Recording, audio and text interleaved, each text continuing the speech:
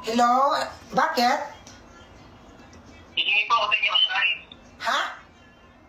Advice? Advice? Problema po ako. Anong problema mo? Anong advice gusto mo? Ano po, magkakaris na po ako. O ano naman kung magka-college ka na? Para may pangarap. Okay.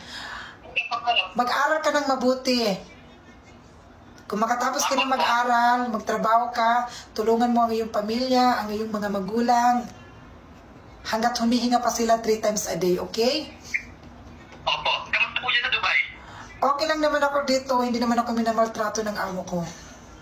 Hindi po kayo binubugbog. Hindi po. Actually, napalayas ko yung amo ko kanina kasi ayaw masumunod, pinapaglaba ko. Pumunta po kayo Quezon kanina. Ha? Quezon po. Pumunta po kayo Quezon. Sa Quezon? Opo. Oo, pumunta kami ng Quezon. Bakit? Pagdi po kayo dumaan sa Rian, bumili kayo ng pinanggong. Nag-check ako. Hindi ka naman sinabi kung gusto mo ng pasalubong eh. Dapat po dumaan kayo din sa Riaya. Kaya nag-chat ka kasi. Ikaw naman kasi nagsiselos ka na naman. Asan kumain ka na? Opo. Ano ulam mo?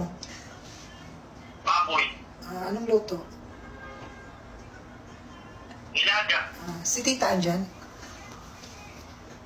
Tulog na po. Matulog ka na. Huwag ka na magpa-antok. Update mo ko bukas. Update mo baka matulog. Kamusta na po si Jerome?